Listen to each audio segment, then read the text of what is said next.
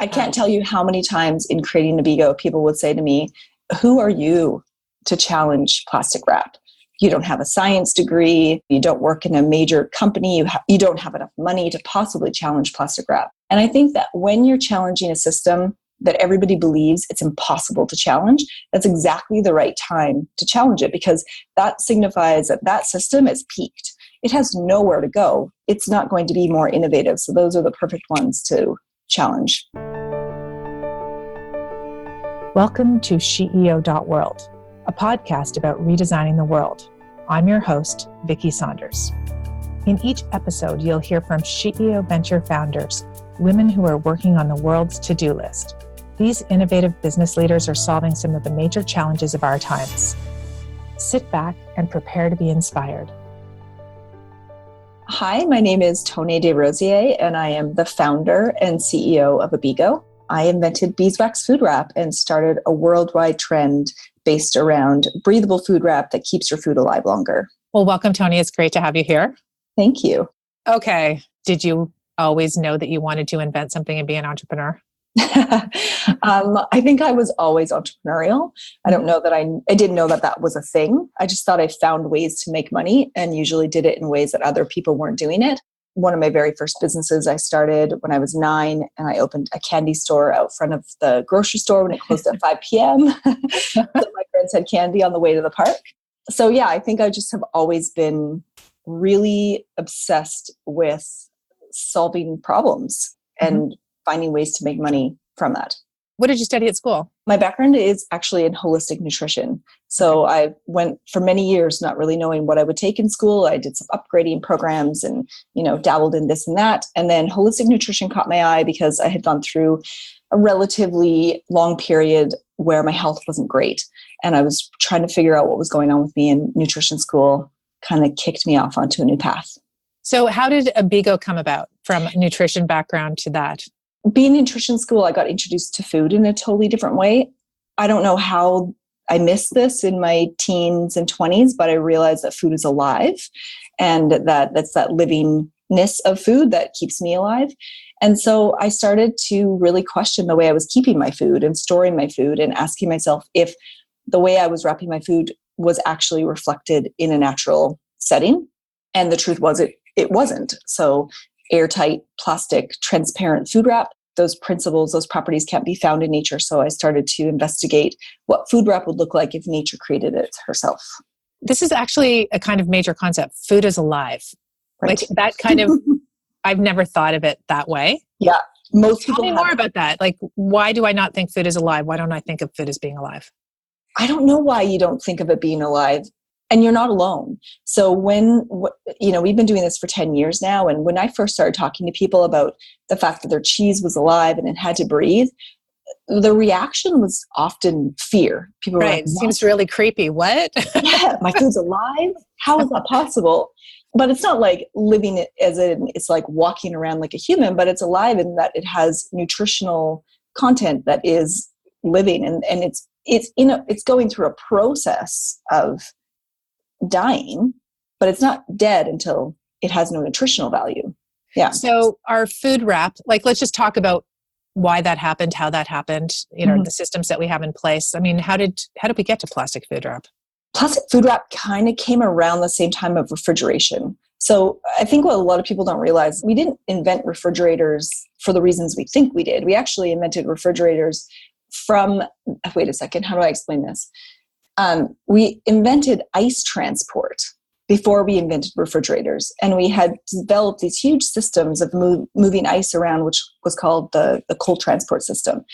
And from there, we realized that maybe we wanted to keep our food cold. But when we started to keep our food in these cold environments, we realized that, things could fall on our food. So then we decided to protect our food from something falling in it. Or I don't really think food wrap was ever designed to keep food fresher or longer. I think that became a marketing tagline later to sell it. Okay. So first it was protecting the food from stuff dripping into it or whatever. Yeah. We have this sort of theme in a lot of the podcasts here, like everything's broken, everything. And so what's broken in this space that led you to create breathable food wrap? What's broken in this space? Oh my gosh. I'm fairly passionate about the idea of food security for many reasons. First off, I feel like we have forgotten that our access to food is in our hands, was in our hands, and we've largely let it go. And we've let it go into a system that is super broken, wastes 50% of what we grow. After we waste it on the fields, we bring it into our home. We store it in an inhospitable environment, airtight food storage, airtight refrigerators. Then we throw another 40% of it away in the home. The brokenness of the food system is what has prompted my obsession with keeping food alive. So waste everywhere. Yes, food waste is only the tip of the iceberg. We've created a system called the compost system, and it was to protect our landfills from the amount of wasted food that was ending in them, rather than thinking about why are we throwing bunches and bunches and bunches of food away. We created a new place to throw it. Right. And the reality is under the compost pile is all of the labor that went into producing your food, all of the land used to produce the food, the transportation from the field to the store, the footprint that those gigantic supermarkets take up, all of that waste is sitting underneath your half a wasted avocado. That's a systemic problem that I get excited and passionate about changing. Right, because this is just huge. Like, you need to do culture change underneath it, right? Our systems are just designed for another time and place and no longer serving us, for sure. Totally. So Abeego is really wild. I mean, the example that I use often, have used over the years since I've gotten to know the product, is that, you know, if you wrap an avocado, it stays green for 4 days. And every woman I know goes, what? Oh my God, sign me up. So, I mean, how did you stumble upon this, the concept then of food needs to breathe and therefore a cover around it needs to breathe. But how did you even come up with inventing that? Like, don't you need to be a chemist or something to figure this out? How did you create this? That's something that I can really only answer in retrospect. 'Cause for many years, I tried to answer that. And now looking back, I know I didn't follow the rules, basically. Nice. When I decided to invent food wrap, I didn't study plastic wrap and say, what does plastic wrap do? And why are we using it? And what are the properties of plastic wrap that keep your food fresh longer? Because that's what they claim. Instead, I just wrote it off completely as something that didn't make sense to me. Wasn't found in nature. It didn't make sense. And I set new rules for myself. What would food wrap what properties would it need to have to work in my mind? And it was from those rules. It had to be plastic free, all natural ingredients that hadn't been chemically altered. Everything already had to be approved for FDA food contact. They all had to have an antibacterial or antimicrobial quality, and had been used at some point in history for some sort of preservation method, not necessarily food, but something preservative. It was through looking at it from a different lens that I realized that food wrap needed to breathe. I didn't know that in the beginning. Had I looked at the old system and tried to make an alternative to the old system, it's very likely I might have innovated airtight back into the product, because that's what we've been doing since that invention. We tried to make airtight better and better and better. And nobody said, wait a second, does food want to be in an airtight environment? Right. Does living food want to be in an airtight environment? And the truth is it doesn't. Wow. Okay. So you came up with this, and did you iterate, or did you get it right the first time, or what was the process around that? I think I got the materials right the first time. I changed the formulation of them a little bit over time just to make it more, just to change some of the properties a little bit. But then it mostly came to testing. And I tested Abeego with every food I can imagine, and against every food storage expectation that we have. And what I've learned is that we expect food to stay fresher longer. That phrase kind of bugs me, because what you really need to expect is to keep your food alive longer. And what is the environment that you need to create so that food can stay alive? And what are your expectations along the way? Interesting. Because one of the things that sort of struck me is when you talk about, it's like putting the rind back on the fruit, right? Or the food. And so if you put the rind back on the lemon, it, of course, stays longer versus wrapping it in plastic. And this idea of food wanting to breathe is just so clearly obvious, right? I think part of this, when you look at it, of course, this is what we say about every brilliant new idea. We're like, isn't that obvious? Hasn't someone done that before? But that's where the real innovation comes from, or we just sort of get blind to what's in front of us and think that's just the way you do it. right? Totally. So, I can't tell you how many times in creating Abeego, people would say to me, who are you to challenge plastic wrap? You don't have a science degree. You haven't, you don't work in a major company. You don't have enough money to possibly challenge plastic wrap. And I think that when you're challenging a system that everybody believes it's impossible to challenge, that's exactly the right time to challenge it, because that signifies that that system is peaked. It has nowhere to go. It's not going to be more innovative. So those are the perfect ones to challenge, in my opinion. That's a good retrospective kind of moment. But I can imagine there were times when you were getting started. Did you believe any of that? Like it's kind of tough, right? When you're innovating and everyone's telling you you're insane and this is wrong, and it can't possibly happen. How did you sort of cope with that? That's a good question. There was so much doubt from other people. Like, I can't tell you how many people actually laughed in my face. And what did I learn through that? What I learned through that is that you have to identify the core emotion that you're feeling. It's not really, it's shame. I'll just put it out there straight up. When nobody believes in what you're doing and they think that you're taking a crazy step in the wrong direction, even though you have evidence that you've seen yourself and you truly believe in it, it triggers the emotion shame. And I think if you give in to that emotion, then it's really easy to quit. And for me, I just really, really knew. I also knew I was ahead. I knew I was ahead of people, and I knew it was going to take some time for them to catch up. So I believed in that. I believed that they would eventually catch up. And along the way, I set up Abeego in a way that on the day that plastic wrap picks their head up and they're like, wait a second, our airtight food wrap doesn't work as well as we think that it does, they would be on a path to creating a better future, because breathable, natural food wrap would already be leading that conversation. It's really interesting because I think there's this, it's almost like this parallel path that we see. So instead of trying to fix the plastics industry, the plastic wrap, you just go create an alternative, right? And so, I mean, you really pioneered an entirely new channel, a whole new product line, a whole new space. Are there others now following in that direction? Yes, we've been very inspirational. So you did something quite remarkable early on, which is you didn't patent your product. You want to talk a little bit about why? Yeah. In the beginning, I didn't patent my product because I was really only taking, 5 ingredients from nature and turning it into something. And I really believed that Abeego was needed for the world, period. I also decided not to patent it because I didn't want to fight the whole time. And the unfortunate thing about patenting something is that as soon as others want to copy you, they can still copy you, but it's totally your responsibility to fight for your right to own this idea. And I didn't want that negativity surrounding what I was doing. I just wasn't interested in spending all my money on the fight. I wanted to spend my money and my time building my brand. That's cool, because in the past, we used to look at companies and be like, oh, as soon as you got something protected and whatever. And I think actually maybe lawyers made up that whole strategy. Oh, yeah. Really now it's your only competitive advantage is to be faster than somebody else. I mean, I feel sort of the same way. Like, should we trademark or not? SheEO, what do you need to do in the world? Should we trademark radical generosity? Yeah, it just feels like such an old world, new world kind of thing. Like the world's on fire.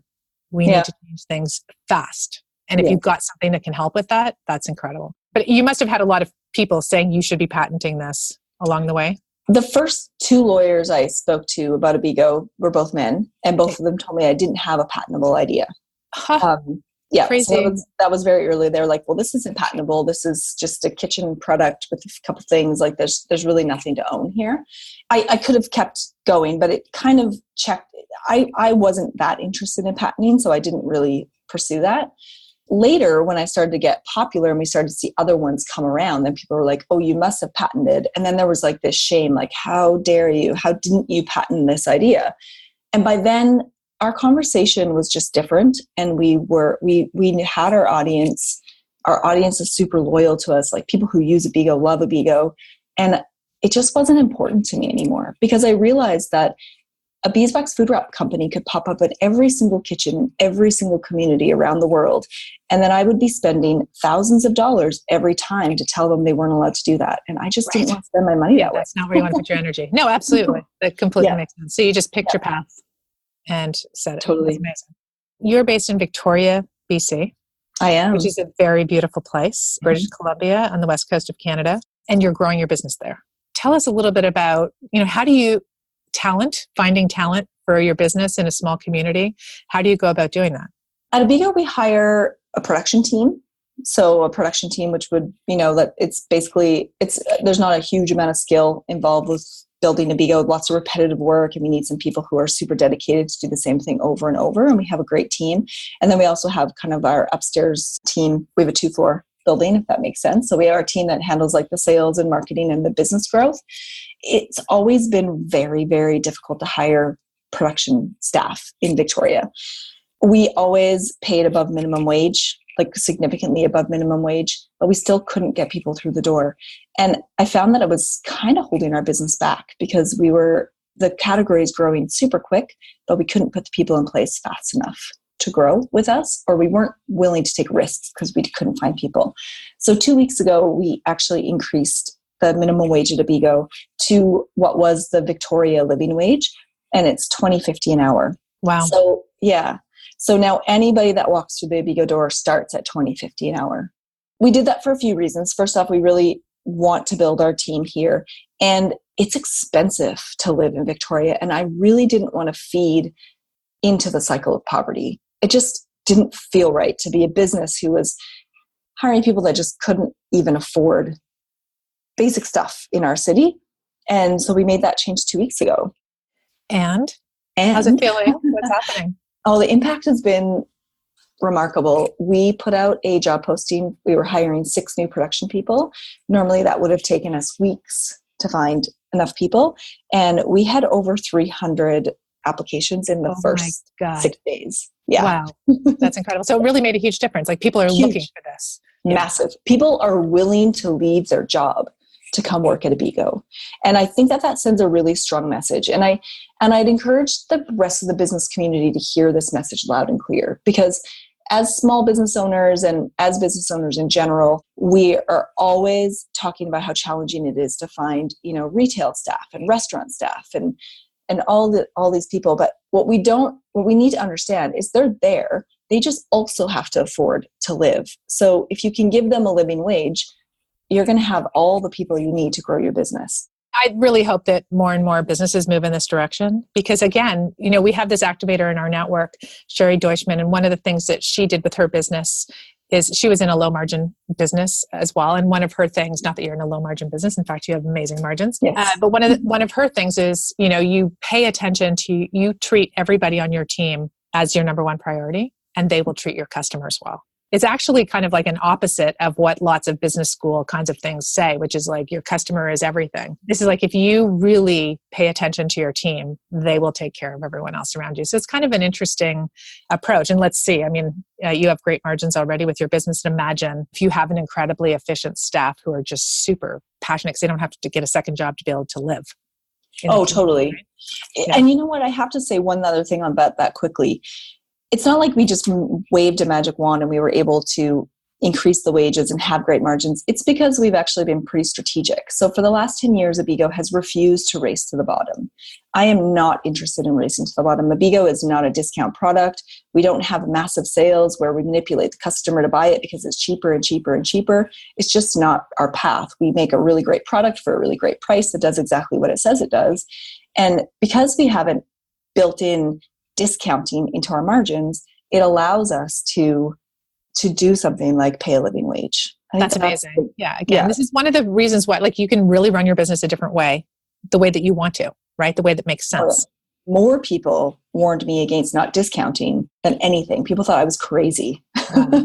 And so you can just set it up how you want to. Again, all of these things are made up and they've led to the world that we have, which is, as you said, race to the bottom, lowest price, commodity, really painful. And then you end up going, why am I even in this business? Right? Exactly. Yeah. So you were selected as a SheEO Venture in our very first round in 2015, which was really exciting. Can you talk a little bit about the experience that you had being an entrepreneur prior to that and how you felt, and then what it meant to sort of come into a community of radically generous women? What was the biggest impact for you? Right before I was selected as a SheEO Venture, I actually had a really rough year. I had tried to do something really great, hired a bunch of people, and we basically fell flat on our face. And I had to lay off my entire team, all but for 2 people, a week before Christmas, which was probably the most heart-wrenching thing I've ever done.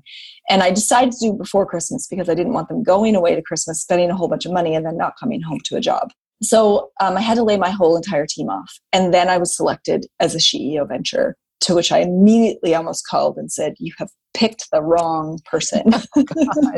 I am not the right entrepreneur for you." Against that shame creature inside of me telling me to shut it down, I showed up. And I always get emotional. Yeah, me too. Yeah. And here was this community that celebrated me for everything I had done to that point, offered to lift me back up and be my backbone when I didn't feel like I had a backbone. And then also the financial support was critical to do something that I had known for a really long time that needed to be done, which was a complete rebrand of Abeego. So for me, SheEO it gave me posture. And that posture came from all the women around me that were standing with me and encouraging me to get back up and try again. And so I did. And my business has exploded. It is incredible to see you grow and to be part of this, and to just know that this is possible, that when we get behind each other and support each other, right? Like I've just transformed so much going through this experience as well. But I do have to say for the listeners, one of the most amazing things that ever happened. So Toni came into SheEO with, where she was. And a couple of years later, last year, you won the RBC Women of Influence Trailblazer Award. And I will never forget this as long as I live. You were like, you got up on stage and literally power pose with your, hands on your hips. I deserve this. I am a trailblazer. And I just about died. It was just this transformation that kind of blew my mind. I want to honor you for that. That was it's a huge thing to own your power and to your greatness. Yeah, I was not expecting to win that award. I was up against a woman who had built a space defense company, which was absolutely incredible. And I was like, oh yeah, space is going to take this for sure. And when they called my name, I was like, yes. And I think I even pounded the podium. Like, I'm pretty sure. But yeah, there was just like, I have worked really hard. I've been through highs and lows, and we all deserve the recognition that we get for doing incredible things. Yeah, I think stepping into it is a big deal, right? I think so too. There's a lot of people who are like, oh no, I don't want to be on stage. I didn't do this, because we're comparing ourselves to someone who's gone 10 times farther always. Right. Oh, what did I do? But to really own that was, you gave me a lot of inspiration in that moment. One of the things that you talked about earlier is I just knew that this was going to be a thing. I knew I didn't need to patent it. I knew I didn't want to spend money on these things. That sort of gut and intuition, I think, is part of it. But also the visionary, right? Mm. You are a classic visionary. And I don't know, did you know of this kind of trait before? Because this is a thing that I don't remember learning in school. Oh, there are people that are visionaries and people that are this. Oh my God. Could you imagine if they told you that in elementary school? I would have skipped like all the hard years. Right. Because what do you get instead of you're a visionary? You get all the shadows. Distracted. You're distracted. You are distracting. You are overly imaginative. You can't stay focused. Just all those things. You're disruptive. We celebrate disruption in adults. If you're a disruptive business, we put you on a podium and we give you a Trailblazer Award. But when you're a disruptive child, you are squashed and quieted and really put into a place that's not for you. And so sometimes I think I didn't know I was a visionary. I thought all of those things that I was labeled, even though I have pretty clear vision, I can see what is coming. There's many things that have happened to Abeego that I saw years ago.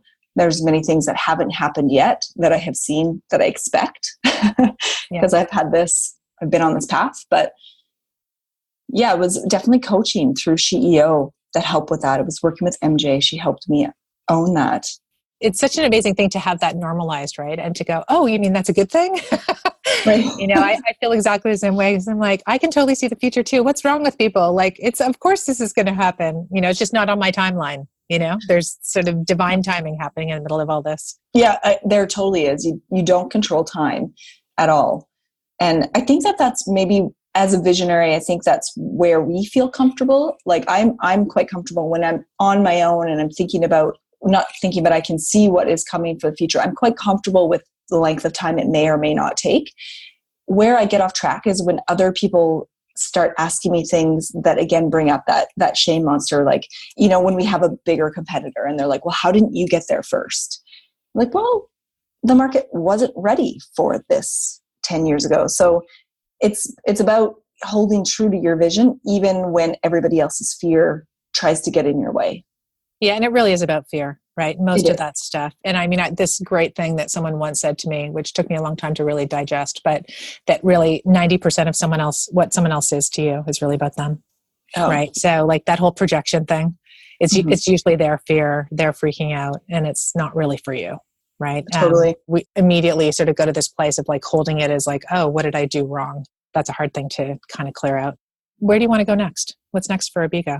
Well, I basically just want to become the most recognized worldwide brand of beeswax food wrap. Well, that sounds like a good thing in every single, yeah. And what do you need to make that happen? I just have to really stay focused on our messaging. And we have a really interesting core base of people that use Abeego, that really believe in Abeego. And those people typically kind of sell it to their people, who sell it to their people, who sell it to their people. So we just have this real stickiness to our brand and our story that people really love. Word of mouth marketing is the power, really. Word of mouth marketing. And is social media really important for you to grow your business? That's a great question. We're in a little interesting phase with social media right now. So we engage on social media a lot, but social media just keeps changing the rules. Yeah, it really does, doesn't it? Yeah, algorithms are flipping. And in our company, we're considering taking a step back from social media, specifically digital marketing, because it's become just a whole nother manipulation. And that's some of what I don't love about the marketing world. I love marketing. I love storytelling. I love helping people see a new way and being persuasive and convincing, but I hate manipulating people. And digital marketing has become that. Totally. Yeah. It is very interesting to what is next in that space, right? How do you actually reach people in this gazillion channel world that we live in? And so to your point, like the stickiness of building relationships with people instead of being in transaction, and people knowing your core story and then sharing that with love to their network is incredibly powerful. I think you have to really think about what your customer wants. And I think old school marketing is not typically that. Old school marketing is, what is the message you need to say to kind of trick and manipulate people into buying your stuff? But really you need to think about what core emotion do they have that you really need to fill, and where do they really want to hear from you? Do they want to be scrolling through their social feed and get a pop-up from you every 5 seconds? Probably not. Yeah, it's really true, isn't it? What is it that creates the motivation and the connectedness? And do you have other products that you want to create in your pipeline? We do have a few. We have a few that are kind of been backburnered for a while. The beeswax wrap conversation has just exploded. It's such an opportunity right now. And so we're staying fairly focused on that. We just launched our fire starter, which is really exciting. And the fire starter is basically made from our waste. So now we can be a completely zero waste manufacturing facility. That's so exciting. Yeah, thank you. And I think we're more focused right now on becoming a completely circular manufacturing organization. That's kind of first step, and that takes a lot of work. Yeah, I just saw this interesting graphic recently just around, waste going directly into the garbage can to then a recycling thing to then just never hitting anything, right? Designed so beautifully that there's zero waste. And that circular economy just really does feel like the future, right? I mean, where people aren't recycling anymore. Countries are turning away recycling. We just really have to rethink what we're doing. So you're obviously ahead of the curve on that one. Yes. It's really very powerful. I mean, just in the last few minutes, I'd like to just talk a little bit about how when you get stuck with your business, what do you do? Like when you're stuck with your leadership or with just too much going on, what is your practice to get out of that? I definitely talk to people. I talk to other female leaders quite often. I have a few people, I have a mentor and some friends of mine that run very successful companies that I kind of reveal and get quite vulnerable with. I also have a breathing practice that I learned from my counselor that is very helpful. And I also spend a lot of time in the garden. I find I get a lot of really good ideas and clarity when I just stopped focusing on the problem and do something else instead. And the garden has become a bit of a peaceful place for that. No, that's really cool. Yeah, I mean, that's one of the big things, right? They say that we only use 4% of our brain, the prefrontal cortex, when we're like focused. And all of the rest of the capacity is not used. So yeah, I mean, for me, I go to a movie when I'm stuck on something, go to a flick or go for a run that's very interesting. So stop focusing, stop thinking about it, which is literally the opposite that we're taught, I think. As a visionary, I went to a talk recently where they talked about the visionary brain and kind of like the way that we think. There is a whole nother part of your brain that most people have no ability to access. And it's typically accessed when you're not doing anything, like when you're taking a shower or doing something pretty mundane. So it's about like doing what the world would see as mundane and do those things. And then the solutions typically just come to the surface. Which is why everyone gets the best ideas in the shower, right? Right. Or whatever. It's like brushing my teeth. Oh, I've got the answer. So stop focusing on that. And what do you do to relieve stress? Is gardening your thing? To relieve stress, besides bottling it up? If there was an alternative, maybe what would that be for you? I do this breathing exercise. So for example, you'd breathe in for 3 seconds and out for 6 seconds. So I do that and then try and extend the length that I breathe in and then the length that I breathe out. That actually works very well for me. And then I try to be physical when it's possible. So I found actually riding my bike to and from work has been really pivotal because it gives me a chance to kind of clear my head from my home life to my job and then from work back to home. So I'm not bringing work home in the same way and I'm not taking home to work in the same way.